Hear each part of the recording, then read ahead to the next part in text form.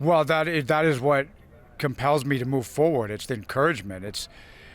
It's I'm hesitant to go too deeply into it because I frequently am at a loss for words to describe it, and it's a very emotional experience. That's coming from somebody who's not typically emotional. To have, um, you know, senior citizens tell me how they believe in what I'm doing, like little kids making drawings for me and stuff like that, mementos offered along the way, folks opening their houses to us so that we can sleep at night. I mean, it's overwhelming. It's overwhelming. It's not something I ever saw myself doing. Adam Soos here for Rebel News, and in just a moment I'm going to be joined by James Topp, a 28-year Canadian Armed Forces veteran who is walking 4,293 kilometers across Canada protesting COVID-19 restrictions and vaccine mandates that have fundamentally undermined Canadian values and principles. As a serviceman in the military, he defended this country, and now he is defending our fundamental freedoms. So this is how we're doing it. We found a way, and you can do it too. All you need to do is convince people around you to ask themselves what they can do and stop focusing on what they can't do. Yeah! It was folks like Danny Bulford. It was truckers who went to Ottawa. It was that group of people who assembled there to make a stand, to make their voices heard. So that inspired me, and what also inspired me on a different front was to see that those people were ignored and insulted, and I had an issue with that. And so one of the things I wanted to talk about, and that has come up throughout some of the Freedom Convoy stuff, there's some obvious parallels with sort of the Terry Fox story. Did his story inspire you in any way to take on this action? It did, but I cannot in any way compare myself to Terry Fox. I am no Terry Fox. So what it did do was, because I live close to Vancouver, well, relatively speaking, an hour and a half away. The Terry Fox Memorial, it was a place outside of British Columbia, place where I could use as a kind of a landmark, but in a way pay my respect to the man for something I was going to do in a similar vein. And it has personal meaning to me because Terry Fox was doing the business when I was a little kid, right? So he was out there making that attempt to make a change in a constructive, meaningful way. And I want to say I take inspiration from that, but in no way, shape, or form can I compare myself to Terry Fox. Do you feel that your sort of calling to join the armed forces to stand up for freedoms speaks to your character in a certain extent, and is the same sort of calling that has called you to do this?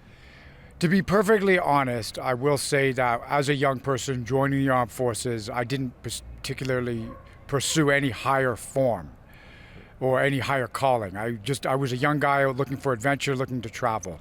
I would say that it wasn't until later on, and probably within the last 3 or 4 months, where I really realized what I was doing as a member of the Canadian Armed Forces, as a public servant. What is my role in the federal government? What was I doing in the Canadian Armed Forces for 28 years? When you look at the role of the Canadian Armed Forces is defend the security of the nation, and you have to ask yourself why. Because we want the people there to have secure, successful, and happy lives. Now, one of the things that we've seen throughout all of this, whether it be peaceful protests, peaceful freedom convoys, we've seen the vilification of people standing up for freedoms. Have you experienced any of that? I haven't. Well, to say that I have gotten some negative feedback on the route, it has happened. I'm mystified by it because I can't understand why our national flag is now looked down on and is something that disgusts a certain segment of the population. I simply do not understand it, and I can't understand why anybody would take offense to what I'm doing.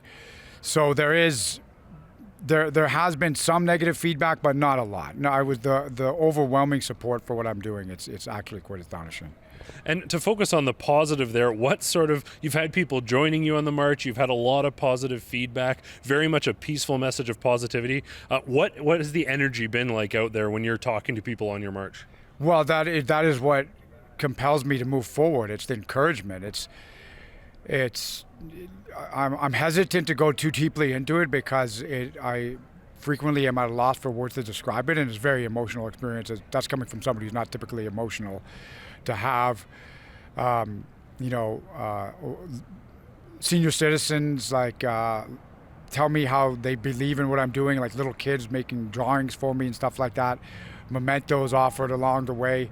Folks opening their houses to us so that we can sleep at night. I mean, it's overwhelming. It's overwhelming. It's not something I ever saw myself doing. And it's probably the most amazing experience I've ever had in my life. And it probably one of the reasons why I'm so shocked, because I'm experiencing something that is the opposite of depression that we've been experiencing for the last 3 years.